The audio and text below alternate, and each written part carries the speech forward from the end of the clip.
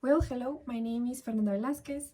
This is practice number 5 in this series of Knowing the Software ROBOGUIDE.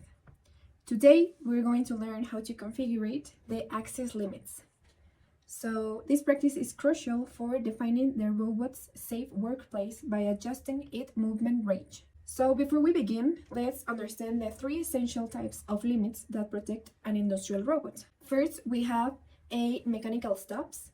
These are physical pieces of metal that mechanically prevent over travel. They are the absolute last resort for safety.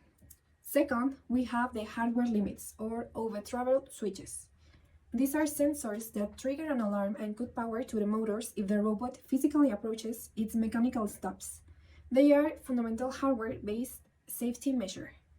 And finally, we have the software limits. These are programmable values stored in the controller's memory.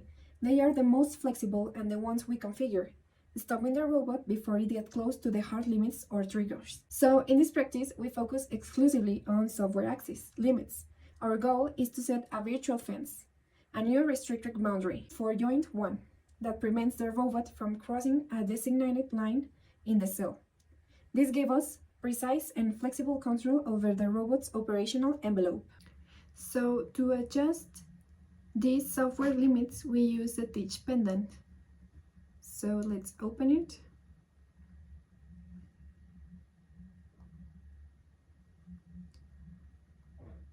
Okay, so this will be our window where we're going to edit our limits. But first of all, let me show you how do we get here. Okay, first we have to press the menu button, and then we're going to look for the system button.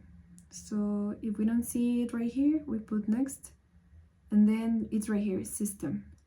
And then we select number 4, access limits. So it's the window that we were. And in this practice, we're going to focus on joint number 1. So I already selected a top view of our robot in order to make it easier to look this yellow line, which will be our limit.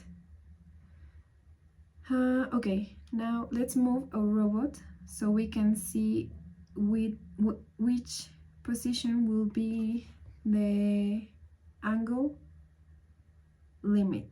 So I think, okay, it's right here. Let's move it. So I think that will be our limit, so we don't cross the line. So here we have, let's change it to joint, and now it moved this angle, so let's leave it like 100 minus 100. So we edited here, we put minus 100, and now the other will be positive 100. Enter. Let's change it so we can see if fits the limit. Okay. Okay, as you can see, it doesn't cross the line. Okay, this is an important crucial step. Software access limits do not take effect immediately, so you must cycle power, which means turn the controller off, wait a moment, and turn it on again. The system will prompt with the message like, please power on again. This cold start is essential. It forces the controller to load the new limits into the robot safety configuration. So that will be all for this practice. Thank you for watching.